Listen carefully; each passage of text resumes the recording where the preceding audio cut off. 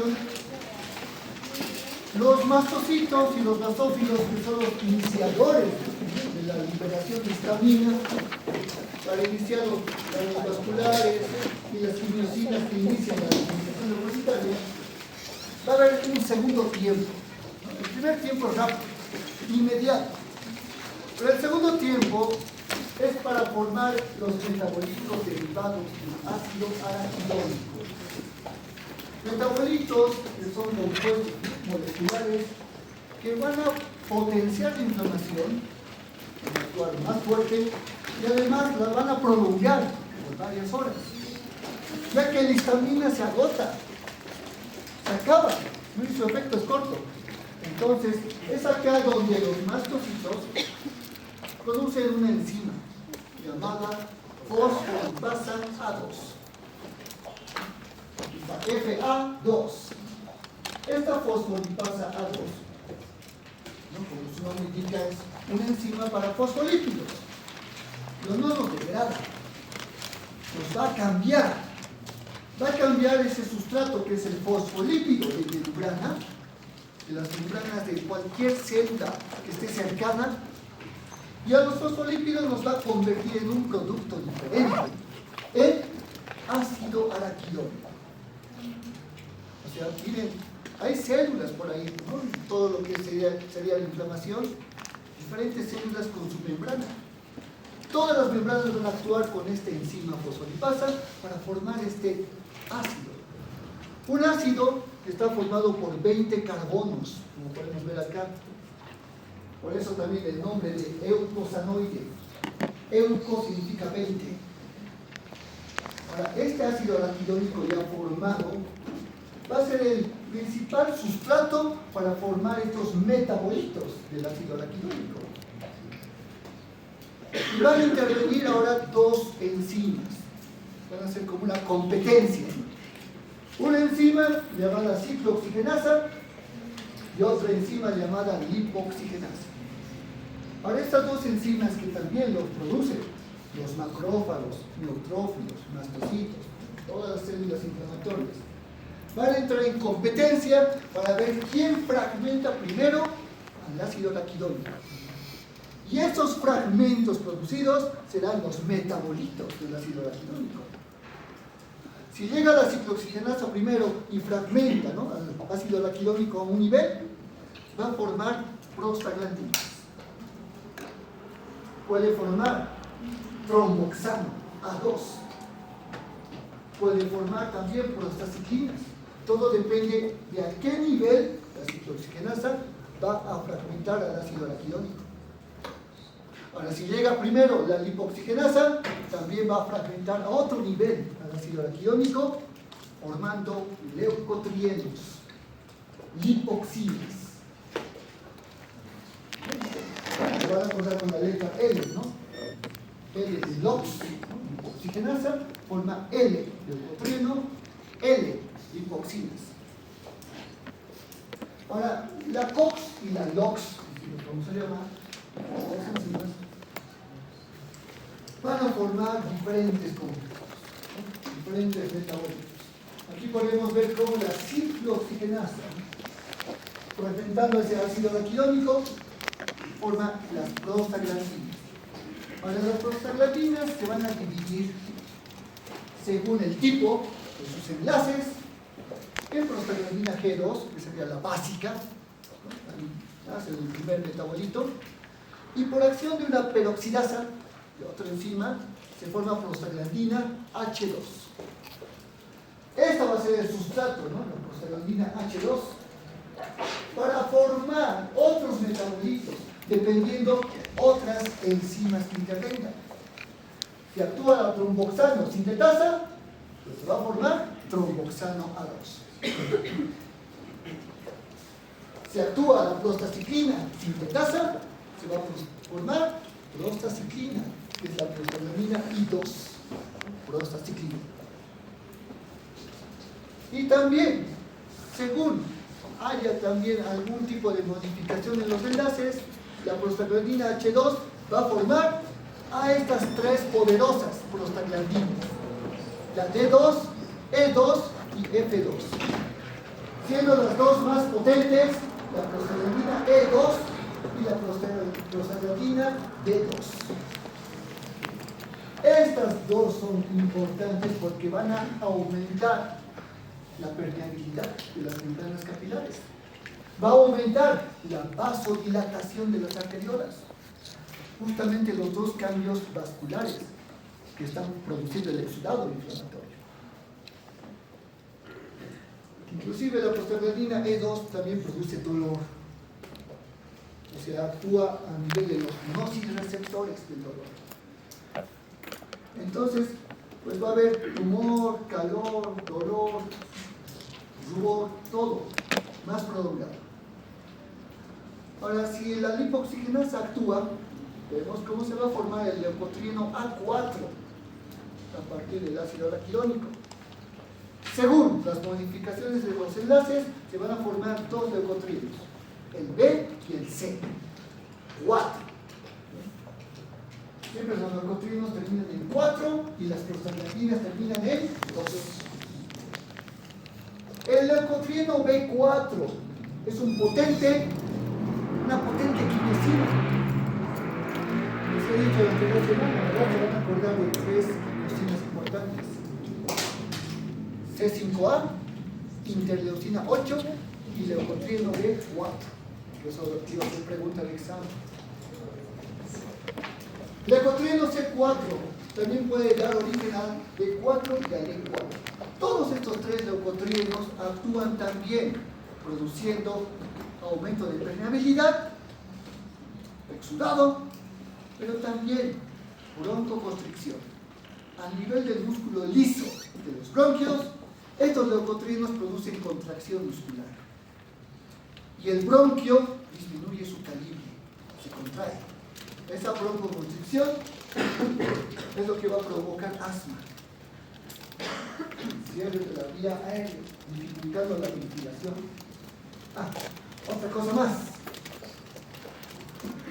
Hay un solo tipo de lipoxigenasa, como vemos, pero hay dos tipos de ciclooxigenasa, COX-1 y COX-2. La COX-1, como aquí vemos, es la ciclooxigenasa constitutiva, es la normal.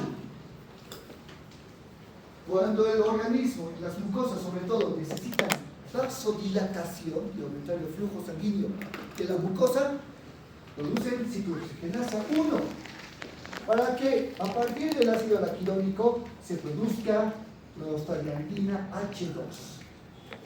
Y de la H2, pues esta va a provocar vasodilatación normal, sin exudado. Solamente vasodilatación, sin aumento de permeabilidad. Y eso hace que las mucosas tengan más flujo sanguíneo. Ejemplo, el estómago. La mucosa gástrica, jóvenes, tiene que tener un buen flujo de sangre para formar moco protector con bicarbonato. ¿Bien? Por eso la ciclooxigenasa 1 actúa con esa función para conservar la homeostasis basal de las mucosas. En cambio, la ciclooxigenasa 2 que vemos acá es inflamatoria. Esa solamente se produce cuando hay inflamación. Es la inducible.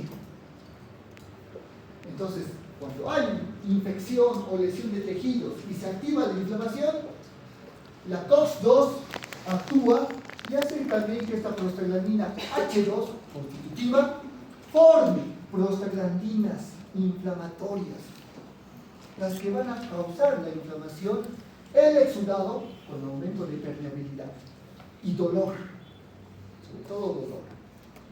Por eso cuando uno toma analgésicos, AINES, inhiben principalmente a la ciclooxigenasa, a la COX. A ver, ¿qué AINES conocen? Ibuprofeno 1, otro. Paracetamol 2. Naproxeno 3. Diclofenaco 4. ¿Conocen? Ketorolaco. ¿Cómo? Ketorolaco. Miren, todos los AINES son inhibidores de la COX. Pero tanto de la COX-2, que es inflamatoria, inducible, pero también inhiben a la COX-1, que es constitutiva, normal. Por eso los AINES jóvenes son peligrosos para el estómago, porque al inhibir la COX-1 reducen el flujo de sangre a la mucosa gástrica, porque no hay vasodilatación. Y si hay reducción del flujo sanguíneo, reduce el moco protector. Y como hay menos moco con bicarbonato protector, eso induce a la gastritis medicamentosa, por AINES. Por eso tomar mucho analgésico, ¿no?, antiinflamatorio, va a provocar una gastritis en poco tiempo. Por eso también hay otro tipo de fármacos más selectivos. Se les denomina inhibidores selectivos de la COX-2. Esos analgésicos son buenos, porque solamente van a inhibir la COX-2 inflamatoria, sin tocar a la COX-1, y no producen gastritis. Ahí están toda la familia de los celecoxib.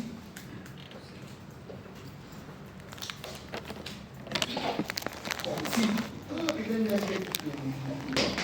es inhibidor selectivo de la COX-2. Esos son mejores. Tienen la misma acción antiinflamatoria de evitar estos metabolitos de ácido araquidónico inflamatorios. Si vemos aquí la prostaglandina, causa vasodilatación. La PGI2 inhibe también la agregación de plaquetas, pero produce vasodilatación. La tromboxano A2 causa vasoconstricción y fomenta, ayuda a la agregación plaquetaria. O sea, como el tromboxano activa trombocitos para que formen trombos, microcoágulos. Ahora, los leucotrienos que vemos acá. Los leucotrienos son atrayentes, también 4 produce quimiotaxis. Los de otros leucotrienos potentes producen aumento de permeabilidad capilar, formación de exudado y broncoconstricción. Y las prostaglandinas, además, la D2 y la E2, producen dolor y aumento de la permeabilidad, exudado. Ahora, el exudado que se está produciendo y el aumento de permeabilidad y demás, aquí van a durar por varias horas, inclusive cuando ya no hay inflamación. Cuando ya ocurrió la lesión, la inflamación se prolonga por estos elementos. Y cuando la inflamación es excesiva, hemos dicho que provoca daño tisular. Por eso tiene que haber un efecto antiinflamatorio. Si la inmunidad no se va a regular por sí misma, hay que regularlo mediante medicamentos. Ahora vemos los efectos locales y sistémicos y patológicos de la inflamación. Locales, ¿no?, pues lo que va a ocurrir en el lugar de la lesión es el aumento de permeabilidad, el exudado y la activación de leucocitos. Estos elementos, ¿no?, el factor necrocitumoral alfa, la interleucina 1, la interleucina 6, quimiosinas, esas son las que van a provocar, pues, van a desencadenar toda la inflamación aguda. Las quimiosinas van a atraer leucocitos y los leucocitos van a ser activados por estas mismas citoquinas, y van a producir más citoquinas y quimiosinas, más reclutamiento. Ahora, cuando hay inflamación crónica, esta se prolonga, y los linfocitos actúan, va a haber un linfocito especial, el linfocito TH17. Este linfocito T, que es uno helper, se va a llamar 17 porque va a provocar la formación de una interleucina 17. Es una citoquina especial para activar neutrófilos. Entonces, cuando la inflamación crónica actúa, esta también puede reactivar la inflamación aguda y el infiltrado de neutrófilos. Efectos sistémicos. El efecto principal, ¿no?, de una infección, cuando es sistémico, es la fiebre. Hay una infección viral, bacteriana, la que sea, siempre va a haber fiebre. Y eso es porque las mismas citoquinas inflamatorias que están produciéndose en lugar de la lesión o infección van por circulación sanguínea y llegan al hipotálamo. En el hipotálamo, ¿no?, en el encéfalo, ahí van a actuar contra los receptores termogénicos. El centro termogénico que regula la temperatura del cuerpo, y al activarlos hace que la temperatura aumente de 36 grados a 37, 38, 39 grados. Y así ocurre pues la fiebre. Ahora, ¿por qué la fiebre? Tiene un efecto protector. A 38 grados centígrados, que ya es abuso de temperatura, se inhibe la replicación de bacterias. Las bacterias quedan estáticas. Ya no se van a reproducir, no se van a replicar. Bien. Eso es beneficioso, pero así se controla la infección. Con 39 grados centígrados. Aquí se inhibe también la replicación, pero de virus. Porque los virus están dentro de células, necesitan más temperatura, más calor, para inhibirse y para desnaturalizar las proteínas del virus. Pero ya con 40 grados, jóvenes, eso ya es peligroso. Eso ya produce desnaturalización de proteínas en las neuronas. Esto ya afecta a nivel de células. Y los neurotransmisores, pues son proteínas, ¿no?, son péptidos. Al desnaturalizarse, va a afectar la comunicación sináptica de neuronas. Y por eso personas que ya tengan temperatura de 40 o 41, ya empiezan a tener delirios, alucinaciones, convulsiones, porque el sistema nervioso central se está afectando por el calor. Por eso a los pacientes los meten en agua fría, con hielo, ¿no?, para bajar la temperatura y pues proteger al encéfalo de esta fiebre maligna. Con 41 grados, eso ya se llama fiebre maligna. Esto ya puede causar coma. Después de las convulsiones viene ahí el coma, puede incluso ocasionar la muerte. Imaginen más claro, ¿no? Prácticamente se van licuando las neuronas, tanto calor. Interleucina 1 y 6, que son inflamatorias, hacen que los hepatocitos a nivel hepático produzcan proteínas inflamatorias de fase aguda, especialmente el PCR, la proteína C reactiva. Y también produzcan proteínas del complemento, más proteínas del complemento de lo que están en la sangre. Y en la médula ósea, donde está el tejido hematopoyético, pues estimula la formación de granulocitos, la granulopoiesis, produciendo más soldados, o sea, más leucocitos. Y así, si hay una infección bacteriana y son los leucocitos los que están atacando, en la médula ósea se forman más reclutas, células o neutrófilos jóvenes que serían callados. Y cuando hay una neutrofilia, un aumento de neutrófilos en sangre, producto de una inflamación aguda, más formas jóvenes de neutrófilos callados, ¿no?, neutrófilos en pan, eso se denomina desviación a la izquierda, o desvío a la izquierda. En un hemograma así se reporta. El desvío a la izquierda significa que hay inflamación aguda porque hay neutrofilia, porque hay formas jóvenes. La infección es activa, es reciente. Ahora, efectos patológicos. Cuando la inflamación se vuelve muy prolongada o demasiado excesiva, el factor de necrosis tumoral es tóxico, o sea, es perjudicial. En el corazón, disminuye la contractibilidad del miocardio. haciendo entonces que el gasto cardíaco sea más bajo. Y eso va a inducir pues a la perfusión de todo el cuerpo, va a reducir. Hace también que el endotelio se active y esto produzca pues la formación de trombos mediante la vía intrínseca de la coagulación. Además está actuando también el tromboxano A2, más trombos se van a producir. Va a aumentar la permeabilidad capilar y eso induce que exista edemas y baje la volemia. Y si baja la volemia, pues induce también un gasto cardíaco menor, por menos retorno venoso. Y lo peor ocurre en el músculo, en el tejido adiposo. El factor de necrosis tumoral alfa hace que las reservas de glucógeno del músculo esquelético se agoten. Produce también un desgaste del músculo esquelético con atrofia,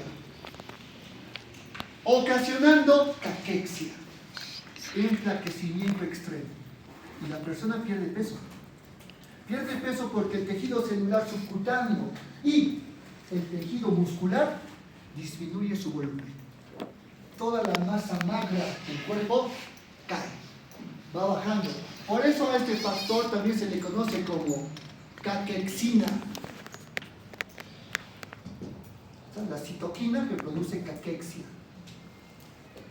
Y eso siempre se produce cuando personas tienen inflamación de años, inflamación crónica, como enfermedades autoinmunitarias, inclusive cáncer. Cuando el cáncer está en sus últimas etapas, de forma terminal, aumenta este factor de necrosis tumoral por el efecto del tumor. Ahora vamos con el sistema del complemento. Este sistema enzimático que está en el plasma, que es formado principalmente por el hígado, está inactivo, o sea, ronda por toda la circulación de forma inactiva, esperando un activador. Y el activador va a ser el patógeno, van a ser los antígenos, los inmunocomplejos. Ahora, este sistema enzimático se denomina con la letra C mayúscula, C de complemento y un número. Y va del C1 al C9. Vamos a aprender primero la vía clásica del complemento. Aprendiendo esa vía clásica, vamos a aprender la vía de las lectinas y la vía alternativa. Este es el orden, ¿no? Como vemos de forma correlativa. C1, C2, C3, C4. Pero no sería el orden de activación real. Hay que imaginar que es una activación en cascada, como si fuese un efecto dominó. C1 se activa, activa el siguiente y está el próximo, y así. Y ante toda regla, como yo digo, siempre hay una excepción. El orden va a tener una excepción, C4. Entonces vemos como C4 se cambia de lugar y va a estar entre C1 y C2, ¿no? Solamente ese es el único cambio de orden. Entonces cuando C1 está activado, activa al siguiente, a C4. C4 está activado, activa al próximo, C2. C2 está activado, activa C3. C3 se activa, activa C5 y así de forma correlativa. Es el único, ¿no? Está fuera de lugar. Y este es el orden de activación de la vía clásica. Acuérdense. C1, C4, C2, C3, C5, 6, 7, 8 y 9. Segunda regla. Algunos complementos se fraccionan, se van a fragmentar. Y solamente van a ser estos 4. C4, C2, C3, C5. Los únicos 4 que se fragmentan. Es como que este marcador sea la proteína enzimática, ¿no? El C3. Y cuando C3 se activa, se fragmenta. Un fragmento pequeño llamado C3A y un fragmento grande llamado C3B. Entonces vemos cómo los fragmentos pequeños son los A y los fragmentos grandes los B. Ahora, ante esta regla hay otra excepción, y es C2. Según la nomenclatura, cuando C2 se fragmenta, el fragmento pequeño se va a llamar C2b. Y el fragmento grande, C2a. Es el único que está al revés. ¿No? Según la nomenclatura. Todos los fragmentos que vemos acá, pequeños, los que están con rojo, se diluyen en el plasma. Como son fragmentos muy pequeñitos, se diluyen en el líquido plasmático o líquido intersticial. Bien, depende de dónde se active el complemento. Y estos fragmentos pequeños se denominan anafilotoxinas. Acuérdense la letra A de anafilotoxina. Estos van a aumentar la inflamación. Su función, su objetivo es potenciar la inflamación. La anafilaxia, ¿no? La inflamación potente. En cambio, los fragmentos grandes, C4b, C2a, C3b, C5b, estos fragmentos grandes se adhieren a la superficie del patógeno. ¿Bien? A la pared celular de la bacteria, a la membrana de un parásito. Siempre a la superficie del patógeno están pegaditos, adheridos. Y lo más importante, se juntan. Se van a unir para formar enzimas llamadas convertasas. Miren acá, ¿cuál es el primer fragmento grande? El C4b. Ok, C4b. Digamos, aquí está la superficie del patógeno, una bacteria. C4b se une a la superficie del patógeno. Ahí está. El siguiente complemento viene, ¿verdad? C2. Y cuando se fragmenta, C2b se retira, se diluye como anafilotoxina. Y C2a, fragmento grande, se adhiere a la superficie del patógeno. C2a. Y se une con el otro fragmento grande. Juntos ahora están formando una convertasa, otro tipo de enzima. Entonces acá, la convertasa formada por C4b, C2a, será la convertasa de C3. ¿Y por qué se llama convertasa de C3? Porque va a llamar al siguiente complemento. Atrae al C3. Es como si fuese un magneto, como si fuese un imán. Y C3 llega así, atraído por esta convertasa. Y al contacto con esta enzima, C3 se activa y se fragmenta. En C3A, que se retira como anafilotoxina, y C3B, fragmento grande, que se acopla a la convertasa. ¿Bien? Se suma. Otro fragmento grande. Aquí entonces ya tenemos C4b, C2a, C3b. Esta convertasa, ¿bien? Ahora es el doble de potente. Se va a llamar convertasa de C3 a C5. O sea, es para dos complementos a la vez. Por eso es el doble de potente. Va a actuar llamando a C3. O sea, llama otro C3 nuevo. Y al contacto con esta convertasa se fragmenta el C3A, C3B. Y así varios C3 van a llegar. No va a ser el único, van a ser muchos C3. Y cuando ya haya cumplido con el C3, haya fragmentado varios, recién llega C5. Y C5 cuando llega, se va a fragmentar en C5A, C5B. Así. C5A es anafilotoxina. Esta va a actuar junto con C3A, porque las dos son las anafilotoxinas más potentes. Anótenlo eso, ¿no? Porque estas son las que van a tener acción inflamatoria.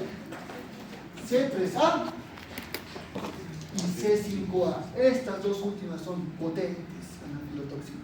Las otras dos son muy débiles. casi no tiene ni acción. C3A, C5A aumentan la inflamación y la quimiotaxis. O sea, atraen más leucocitos, especialmente C5A, que les dije que es un importante quimiosina. Ahora, ¿qué pasa con este fragmento, C3b? Todos los fragmentos pequeños C3b que se van formando se van uniendo a otras partes del patógeno, se adhieren a la superficie como fragmento grande. Y estos se van a llamar opsoninas. Opsonina. Tenemos anafilotoxina y opsonina.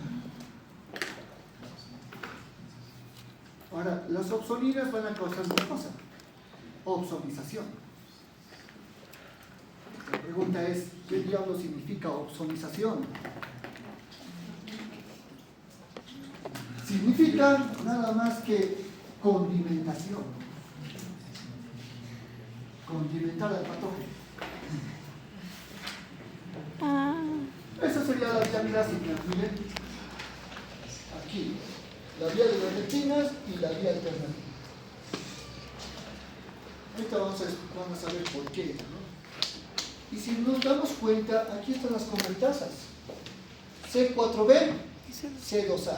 Algunos de la nomenclatura le quitan el C, porque ya es obvio, ¿no? Que es complemento. Entonces le llaman C4b, 2a. ¿No? Es más abreviado. Y cuando viene C3, exactamente el C3A, C3b, el fragmento grande se acopla a la convertasa y se forma C4b, 2a, 3b. La letra C ya no se toma. Eso sería convertasa de C3, C5, ¿verdad? Llega el C5. Al contacto con esta convertasa se fragmenta el C5A y C5b. A partir de C5b, jóvenes, vienen los demás complementos. El 6, el 7, el 8 y el 9. Y todos se juntan con el C5b, formando un complejo enzimático llamado MAC. El complejo de ataque a membrana. MAC.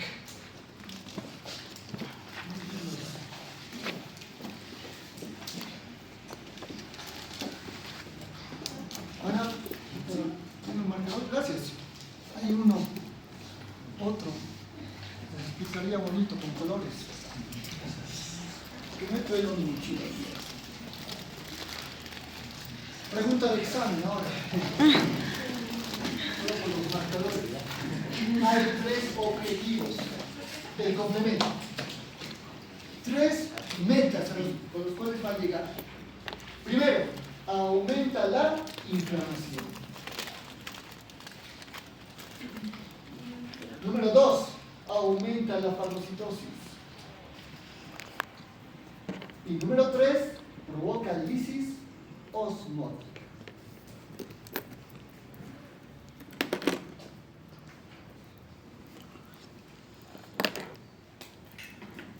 Como acá estaba el patógeno, aquí vamos a dibujar a esta bacteria única. Y aquí mismo en su superficie se está activando el complemento, ¿verdad? Con convertasas. Ya se ha formado el C4A, C2b, C3b. Convertasa de C3, C5, ¿verdad? Perdón, este es C, este es A. Listo. Ahora, cuando se ha formado esta convertasa y viene C3 primero, el C3, jóvenes, se fragmenta, ¿no? En C3A, anafilotoxina y C3b. Ahora, esta opsonina que hemos indicado se une a la superficie. Y así queda C3b unido. Y otro C3 va a venir, se fragmenta y C3b siempre queda unido a la superficie. Y así va a quedar la bacteria opsonizada con esta opsonina. Esta es la opsonización. Viene del griego opsonae, Opsonae, jóvenes.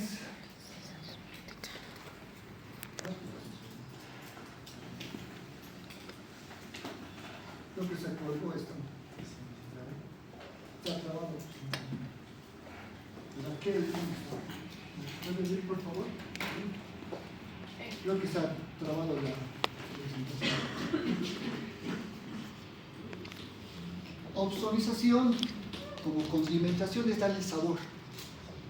Cuando uno condimenta una comida, le pone pimienta, comino, sal, ¿verdad? Orégano, ajo, lo que sea, para darle sabor. El C3b, que se está aquí opsonizando en la bacteria, está haciendo prácticamente lo mismo, sazonando, para que aumente la fagocitosis.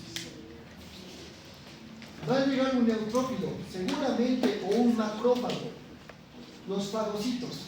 Y cuando llegue este macrófago al lugar donde están las bacterias opsonizadas, va a encontrar una bacteria llena de C3b.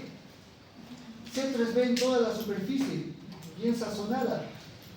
Y lo que tienen los macrófagos y neutrófilos son receptores de complemento. Receptores de C3b. Y así están los receptores de membrana, como si fuesen dientes. Se acoplan al C3b en la superficie y lo engullen. ¿Qué parte era la parte 2? No, sí, la parte 2. Ay, gracias. No, son solo 3 partes. Ahí está. Sí, más abajo.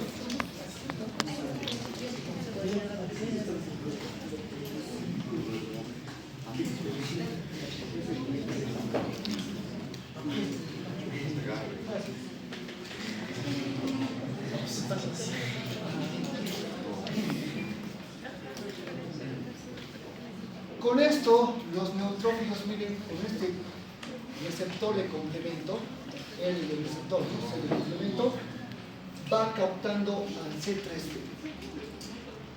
Y pues la opsonización aumenta 10 veces más. Ahora, si esta bacteria o cualquier patógeno está recubierto por anticuerpos, por inmunoglobulinas, también hay receptores para la fracción C de las inmunoglobulinas, receptores anticuerpos. Entonces la fagocitosis aumenta 100 veces más. La velocidad de fagocitosis es mayor.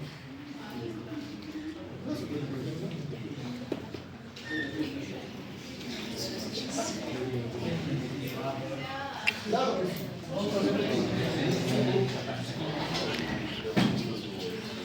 Con C3b, con opsonina, hay más fagocitosis. Aumenta 10 veces más. Pero cuando está opsonizada esta bacteria con anticuerpos, está cubierta, esto hace que también aumente la fagocitosis por 100. Gracias. Entonces, por eso es tan importante el complemento. Está aumentando una actividad.